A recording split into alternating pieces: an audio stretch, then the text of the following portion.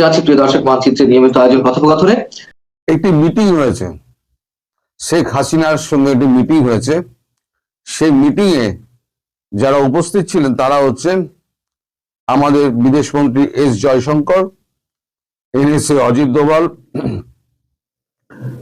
আচ্ছা দক্ষিণ এশিয়ার ভারপ্রাপ্ত সার্জিও গোর এবং আমাদের প্রতিরক্ষা মন্ত্রী রাজনাথ সিং। নিজেদের মধ্যে কথা বলার পর সার্জিও গোর তিনি মার্কো রুবিওর সঙ্গে মার্কো রুবিওকে ফোন করেন। মানে কিছু মিনিটের কথাবার্তা বলার পর, সেটা আমি জানি না কি কথাবার্তা হয়েছে, আমি জানি না। সার্জিও গোরের সঙ্গে উনি ফোন করেন, ফোন করে সার্জিও গোরকে কথা বলেন। তারপর সার্জিও গোরকে উনি বলেন, মার্কো রুবিও বলেন যে আমি প্রাইম মিনিস্টারের সঙ্গে কথা বলতে চাই। শেখ হাসিনাকে যখন ফোনটা উনি দেন সার্জিও গোর, তখন শেখ হাসিনাকে প্রথমেই সম্বোধন করেন, হ্যালো ম্যাডাম প্রাইম মিনিস্টার। মানে এখনো তাকে প্রাইম মিনিস্টার হিসেবেই গণ্য করা হচ্ছে। তা মোটামুটি আমি যা নোট পেয়েছি, আমি পুরোটা পেয়েছি বলে আমি কখনো দাবি করব না। যতটুকু পেয়েছি আমি ততটুকু আপনাদের বলছি। এটা হয় প্রায় 17 মিনিট পর তাদের মধ্যে কথা হয়। সেখানে মার্কো রুবিও যেটা বলেছেন, বাংলাদেশে শান্তি ফিরিয়ে আনার ব্যাপারে আমরা প্রতিশ্রুতিবদ্ধ এবং যা অব্যাহত থাকবে। এই ব্যাপারে আমরা আমাদের বার্তা বর্তমান সরকারকে অবহিত করেছি।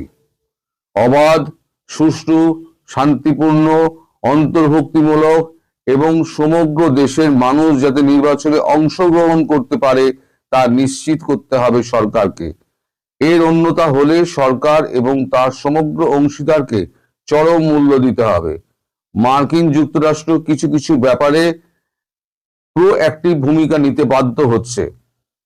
কিছু ক্ষেত্রে ত্রুটি বিচ্যুতি ঘটেছে যা আমরা স্বীকার করি।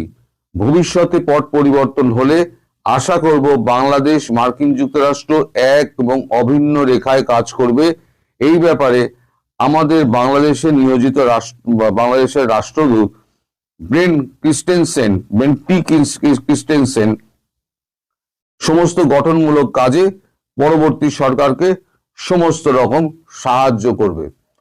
এইটুকু আমার কাছে নোটটা এসছে। তার অর্থ আপনি যদি ধরেন মার্কিন যুক্তরাষ্ট্র এখন পরিবর্তিত পরিস্থিতিতে মার্কিন যুক্তরাষ্ট্র এখন ম্যাডাম প্রাইম মিনিস্টারকে প্রাইম মিনিস্টার হিসেবে বা প্রাইম মিনিস্টার বাংলাদেশ হিসেবেই তারা গণ্য করছে, এবং সেটা বিদেশ সচিব, বিদেশ মন্ত্রী, ওদের তো সচিব বলে কিন্তু আসলে হচ্ছে বিদেশ মন্ত্রী মার্কো রুবিও বলতে দ্বিধা করেননি।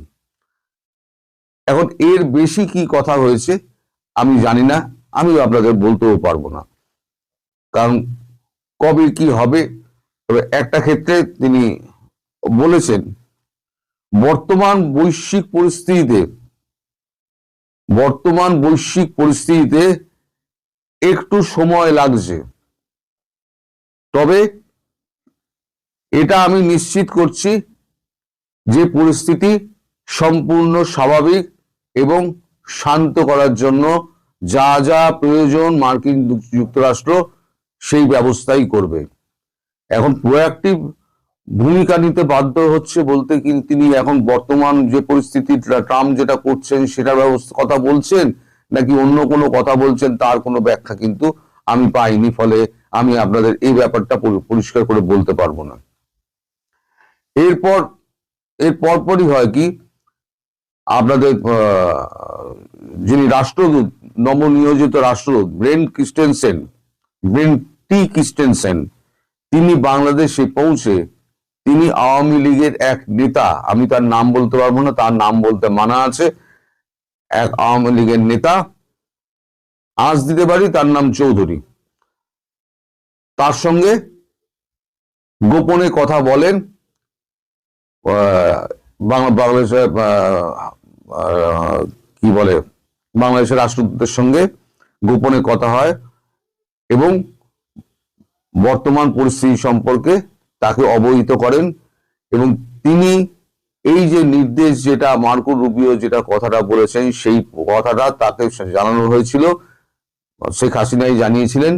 সেই কথাগুলো উনিও জানতেন, আর আমাদের ক্রিস্টেনসেন তিনি তো জানতেনই, মার্কো রুবিও বা সার্জিও গোর মারফত তিনি নিশ্চয়ই জানতে পেরেছেন। ফলে তাদের মধ্যে ভবিষ্যৎ পরিকল্পনা নিয়ে আলোচনা হয়েছে, এবং কি ঠিক হয়েছে সেটা আমি বলতে পারবো না। আমার কাছে যতটুকু খবর আছে আমি ততটুকু খবর আপনাদের বললাম, এবং আমি এটা মানে শুনেছি যে ভারতবর্ষ খুব একটা বেশি দেরি করতে চাইছে না, কিন্তু মার্কো রুবিও জয়শঙ্করকে বলেছেন যে বর্তমান বৈশ্বিক পরিস্থিতি যেদিকে যাচ্ছে মিস্টার জয়শঙ্কর, তাহলে তাতে আমাদের দুম করে একটা ব্যাপারে নেমে পড়াটা আমাদের এই মুহূর্তে খুব মুশকিল। ফলে হয়তো একটু সময় লাগতে পারে, কিন্তু এটা নিশ্চিত করছি যে আমরা বাংলাদেশকে শান্ত করব এবং ভারতবর্ষ তাকে সেই ব্যাপারে আমাদের সর্বতভাবে সাহায্য করবে, এটাও আমি আশা করি। তখন জয়শঙ্করজি বলেন যে আমার পাশে আমাদের প্রতিরক্ষা মন্ত্রী রাজনাথ সিং রয়েছেন, আপনি তার সঙ্গে একটু কথা বলতে পারেন। এরপর রাজনাথ সিং তার সঙ্গে কথা বলেন, প্রায় মিনিট 3-4 মতো কথা হয়। তারপর অজিত দোভালের সঙ্গে মিনিট 3-4 মতো কথা হয়। কথা হয়ে এই 17 মিনিটের টোটাল যে মিটিংটা হয়েছে, এই 17 মিনিটের মিটিং এর এটা হলো গিয়ে নির্যাস। এই নির্যাসটুকু আপনাদের আমি বললাম, একটা ফালতু কথা এর মধ্যে নেই। সুতরাং ওই যেটা গানটা বলেছিলাম, সোহানি রাত ঢল চুকি না জানে তুম কব आओगे, এবার গানটা গাইতে শুরু করুন। হয়তো কিছুদিন সময় লাগবে, 2-4 দিন হয়তো সময় লাগবে, আর 2-1 মাস সময় লাগবে। আমি এখনই আপনাদের ডেট বলতে পারছি না, কারণ বৈশ্বিক পরিস্থিতি সত্যিই খুব খারাপ, চারদিকে যা গন্ডগোল লেগেছে। আর আপনারা তো মোটামুটি আমার ভিডিও দেখা ছেড়েই দিয়েছেন, সুতরাং আমি যা ভিডিও করি তা তো আপনারা দেখেন না। আমি কি অপরাধ করেছি জানি না, তো আমার ভিডিও দেখেন না, তাতে আমার কিছু বলার নেই, সেটা আপনাদের ইচ্ছা অনিচ্ছার উপর নির্ভর করছে।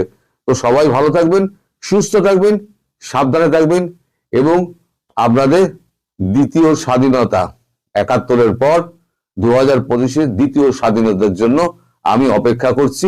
সেই স্বাধীনতা আমি খুব সামনে দেখতে পাচ্ছি, একেবারে সামনে, চোখের সামনে দেখতে পাচ্ছি। আসসালামু আলাইকুম রহমতুল্লাহি ওবরকাতুহ।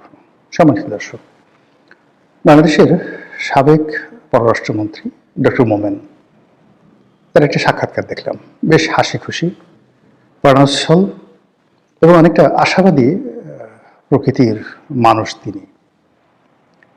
এবং যতদিন তিনি ক্ষমতায় ছিলেন ওইরকম নেতিবাচক কোনো বিষয় তার সম্পর্কে শোনা যায়নি। ঘুষ, দুর্নীতি, মারামারি, কাটাকাটি, হানাহানি, এ সকল বিষয়াদি তার ডিকশনারির মধ্যে নেই। সিলেটের মানুষ, জনাব আবুল মাল্লা আব্দুল মহিদ সাহেবের ছোট ভাই, প্রথম জীবনে তিনি শিক্ষকতা করেছেন ঢাকা বিশ্ববিদ্যালয়, পরে বিভিন্ন আন্তর্জাতিক সংস্থায় চাকরি করেছেন। আপাত মস্তিক একজন নিরেট ভদ্রলোক মানুষ। তো যারা তাকে দেখেছেন দেখবেন যে তার মাথায় দীর্ঘদিন পর চুলা ছিল, এখন তিনি পুরো টাক মাথা করে ঘুরে বেড়ান, মুখে দাড়ি রেখেছেন। এবং তিনি যখন মন্ত্রী ছিলেন তখন যে তার চেহারা সুরত ছিল, তার সাথে এখন তার চেহারা সুরত ভালো হয়েছে। বাংলাদেশে একসময় নামকরা সাংবাদিক সুলতানা রহমান, তার যে একটা পডকাস্ট রয়েছে সেখানে তিনি যে সাক্ষাৎকার দিয়েছেন, সেখানে তার বাংলাদেশে পালিয়ে থাকা, বাংলাদেশ থেকে যাওয়া, তারপরে নাপিত দিয়ে চুল কাটানো, দাড়ি রাখা, অসাধারণ চমৎকার করে তিনি সেই বিষয়গুলো বর্ণনা করেছেন। আমি সেই বিষয়গুলি নিয়ে কথা বলবো না। আমি যে বিষয়গুলি নিয়ে কথা বলবো সেটা হলো যে এই ভদ্রলোকের কথাবার্তার মধ্যে কোনো রকম মুনাফেকি নেই, এবং এই কথাবার্তার মধ্যে রাজনীতির কোনো কৌশলতা নেই। একেবারে তার বক্তব্যের মাধ্যমে আপনি বুঝতে পারবেন যে এই মুহূর্তে আওয়ামী লীগ আসলে কেমন আছে, তাদের চিন্তা চেতনা কি।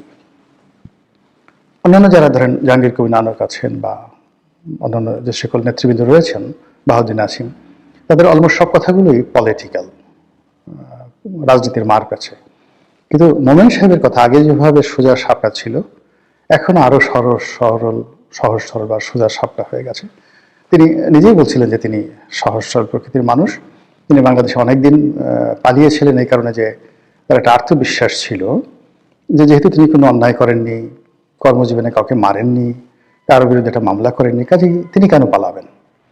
কিন্তু পরবর্তী তিনি যখন দেখলেন যে তার বিশ্বাসের সঙ্গে আসলে মিলছে না, অনেক কিছুই বাংলাদেশে ঘটছে যেখানে নিরপরাধ লোকগুলো মামলা মোকদ্দমায় ফেসে যাচ্ছেন, তখন তার স্ত্রী মহোদয়া তাকে যে প্রেশার ক্রিয়েট করলেন, বুদ্ধি দিলেন, এবং সেই বুদ্ধি অনুযায়ী তিনি একেবারে পালাতে পেরে ভীষণ রকম আনন্দিত। তো যেটা আলোচনা করব আজকের এই ভিডিওতে, তিনি তার সেই সাক্ষাৎকারে একটি জায়গাতে বলেছেন যে ডক্টর মোহাম্মদ ইউনূসের উচিত খুব দ্রুত বাংলাদেশ থেকে চলে যাওয়া এবং একটি তত্ত্বাবধায়ক সরকারের হাতে ক্ষমতা দিয়ে। এই হলো একটা ঘটনা। দ্বিতীয় ঘটনা, তিনি বলেছেন যে এখন নির্বাচন হলে, যে কোনোভাবে নির্বাচন হোক না কেন, সে নির্বাচনে আওয়ামী লীগ বিজয়ী হবে। আর আওয়ামী লীগ যদি বিজয়ী হয় তাহলে তো ডক্টর মোহাম্মদ ইউনূস যেতে পারবে না। আওয়ামী লীগের যারা লোকজন আছে তারা তাকে পিটুনি দেবে, ওই আগের মতো তারা তাকে পিটুনি দেবে। এই যে কথাগুলো, এই কথাগুলো নিয়ে মূলত আমার একটা, যাকে বলা হয় নতুন ক্যালকুলেশন, সেটা হলো আওয়ামী লীগের যত লোকের কথাবার্তা আমি শুনেছি বা যত লোকের সঙ্গে আমার পরিচয় আছে, কথাবার্তা হয়েছে, একজন সিঙ্গেল লোক আমি পেলাম না যারা মানে গত 15 বছরের কোনো কর্মকাণ্ডের জন্য শেখ হাসিনাকে দায়ী করেন। কেউ নাই। তারা সবাই দায়ী করেন, যেমন সালমানের রহমানকে দায়ী করেন, আনিসুল হককে দায়ী করেন, ওবায়দুল কাদেরকে দায়ী করেন, অন্যান্য যারা দলের মধ্যে দুর্নীতি করেছেন তাদেরকে দায়ী করেন। কিন্তু শেখ হাসিনা, শেখ রেহানা, জয়, পুতুল, তাদের সম্পর্কে একটা সিঙ্গেল শব্দ আজ পর্যন্ত কেউ করেননি। 2 নম্বর হলো যারা পালিয়েছেন, সবকিছু হারিয়েছেন, এটা নিয়ে তাদের কোনো আফসোস নেই। তারা খুব দ্রুত ফিরতে চান, আর এই ফেরার জন্য তারা এক বুক আশা নিয়ে বসে আছেন। আর তাদের যে মিনতি, তাদের যে আকুতি, সবই আওয়ামী লীগকে নিয়ে, সবই শেখ হাসিনাকে নিয়ে। দরকার হলে 10 বছর পরে থাকবেন। আমি অনেককে বলি যে আপনি তো 20 বছর আগে ফেরত আসতে পারবেন না, তখন বলে হয়তো মরেই যাবো, 20 বছর তো বাঁচবো না। কিন্তু তাই বলে একবারও শেখ হাসিনাকে, বঙ্গবন্ধুকে, আওয়ামী লীগকে গালি দিয়েছে এরকম কোনো লোককে আমি এখন পর্যন্ত পাইনি। This is very significant. যারা আওয়ামী লীগের বিরুদ্ধে, যাকে বলা হয় ন্যারেটিভ দাঁড়া করাতে চাচ্ছেন, যারা আওয়ামী লীগের বিরুদ্ধে রাজনীতি করতে চাচ্ছেন, তাদের জন্য এটা একটা হুঁশিয়ারি শব্দ যে একটা একক নেতৃত্বের প্রতি কোনো রকম গ্রুপিং ছাড়া, কোনো রকম বিকল্প ছাড়া পুরো 35% আওয়ামী লীগের যারা ভোটার আছে তারা তাদের দেহ, মন, মানসিকতা, চিন্তা চেতনা শেখ হাসিনা, শেখ রেহানা, জয়, পুতুল এই পরিবারের উপর তারা নিবদ্ধ করে রেখেছেন, যেটি বিএনপির ক্ষেত্রে হয়নি। বিএনপির বহু মানুষ যারা বেগম জিয়াকে ভালোবাসতেন, তারেক রহমান সাহেবকে ভালোবাসতেন না। যারা তারেক রহমান সাহেবকে ভালোবাসতেন তারা বেগম জিয়াকে বা তার লোকজনকে ভালোবাসতেন না। আবার তারেক রহমান সাহেবের সঙ্গে যাদের বনিবনা হতো না, তারা ক্ষমতার জন্য, পদ পদবীর জন্য সামনে থাকতেন বা আছেন, কিন্তু পেছনে পেছনে কটূক্তি করতে ছাড়তেন না। কিন্তু সেটা আওয়ামী লীগের লোকদের মধ্যে দেখা যাচ্ছে না। তারা কেউ বলছে না শেখ হাসিনা আমাদের ছেড়ে কেন পালালেন, তিনি তো বিদেশে হাজার হাজার কোটি, লক্ষ লক্ষ কোটি টাকা পাচার করে এখন পায়ের উপর পা তুলে দিল্লিতে রাজার মতো আছেন, আর আমরা ভিখারির মতো এখানে পড়ে আছি, মামলা খাচ্ছি, মোকদ্দমা খাচ্ছি, আরো কত কি বলতে পারতেন না? এও বলছেন না, সিঙ্গেল ওয়ান নেই। This is very very significant. Thirdly হলো যে শেখ হাসিনার দৃঢ়তা, আপনি এটিকে কনস্ট্যান্ট বলতে পারেন ইংরেজিতে, এবং কনসিস্টেন্সি, মানে তিনি যে কথাগুলো বলছেন সেই কথার উপরে তিনি স্থির আছেন, ফ্লাকচুয়েট করছেন না। আর যে কথাগুলো বলছেন ধারাবাহিকভাবে, কনসিস্টেন্সলি যেটিকে বলা হয়, ধারাবাহিকভাবে একই কথা বলে যাচ্ছেন।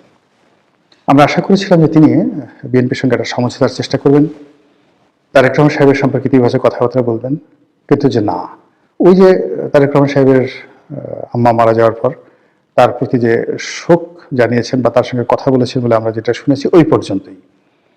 কিন্তু এরপরে আবার তার যে রাজনীতির চিরাচরিত আক্রমণাত্মক ট্রেন্ড, সেই জায়গাটিতে তিনি আছেন। তারেক রহমান সাহেব ব্যাপক পরিবর্তন হয়েছেন, সুন্দর করে কথা বলছেন, শালীনভাবে কথা বলছেন, পরিমিত বোধ রাখছেন, কাউকে আক্রমণ করছেন না, কারোর প্রতি কোনো অভিযোগ দায়ের করছেন না, কারোর বিরুদ্ধে কোনো নেতিবাচক মন্তব্য করছেন না, তার মতো করে তিনি কাজ করে যাচ্ছেন। কিন্তু শেখ হাসিনা সেটা না। অর্থাৎ তারেক রহমান সাহেবকে যারা বিভিন্ন রকম নেতিবাচক আলাপ আলোচনা করতেন তার সম্পর্কে, তাদের বক্তব্য হলো যে তাদের নেতার ব্যাপক পরিবর্তন হয়েছে। কিন্তু শেখ হাসিনার একেবারে ঘোরতর শত্রু যারা আছে তারাও বলতে পারবেন না যে শেখ হাসিনা তার অতীত যে কর্মকাণ্ড বা চরিত্র বা তার যে ভাবমূর্তি, অভিব্যক্তি কোনো জায়গা থেকে এক সুতা, 1 সেন্টিমিটার বা 1 মিলিমিটার তিনি মানে নিজেকে পরিবর্তন করেছেন। তিনি আগের মতোই আছেন। কারণটা কি? কারণটা হলো যে তার কাছে এখনো মনে হচ্ছে যে শি ওয়াজ রাইট, তাকে অন্যায়ভাবে হটানো হয়েছে। দ্বিতীয়ত, তিনি যে রাইট বা তিনি সঠিক পথে ছিলেন, কারণ হলো যে তার সরকার টানা 15টি বছর এই দেশটা পরিচালনা করছে, আর এই সরকার এত সব বুদ্ধিজীবী নিয়ে, এত সব দেশি বিদেশি বান্ধব নিয়ে, আমেরিকার সমর্থন নিয়ে 17 মাসে 17 বালতি পানি খাওয়ার পরেও কোনো কিছুতেই তারা কুল কিনারা পাচ্ছেন না। তো সেক্ষেত্রে শেখ হাসিনা এই জিনিসগুলো দেখে মনে হচ্ছে যে তিনি হয়তো রাইট আছেন। এই যে আমি এখানে যে শব্দটি ব্যবহার করেছি, শেখ হাসিনার মোনাজাত, মোনাজাত মানে ডিজায়ার। তিনি কি প্রতিজ্ঞা করেন, তিনি কি ডিজায়ার করেন, কি আশাবাদ ব্যক্ত করেন, কি প্রার্থনা করেন। মোনাজাত যদি আমরা প্রার্থনা ধরি, দ্য প্রেয়ার, তো সেক্ষেত্রে আপনি দেখবেন যে শেখ হাসিনার বক্তব্য হলো তিনি বাংলাদেশে আসবেন, নেতাকর্মীদের বলেছেন সবগুলোর তালিকা করে রাখো এবং তিনি সবগুলোর বিরুদ্ধে প্রতিশোধ নেবেন। তার দৃঢ়তা এমনই যে তিনি নেতাকর্মীদের বলার চেষ্টা করছেন যে আমি অতীতে যা কিছু বলেছি প্রত্যেকটা জিনিস করে ছেড়েছি, ইনশাল্লাহ আগামী তো এই জিনিসগুলো আমি করে ছাড়ব। এই কথাগুলো কিন্তু মানে রাজনীতির কথা নয়, বা এই কথাগুলো কথার কথা নয়, বা এই কথাগুলো তার নেতা কর্মীদেরকে উজ্জীবিত করার জন্য নয়। আমার কাছে এটা মনে হচ্ছে যে শেখ হাসিনা এমনই, প্রথম থেকেই তিনি এইভাবেই আক্রমণাত্মক কথা বলছেন সবসময়। আমি অন্তত 81 সন থেকে তাকে যেভাবে দেখেছি, মানে যখন ঢাকা বিশ্ববিদ্যালয়ে মানে কি বলবো ছাত্রলীগ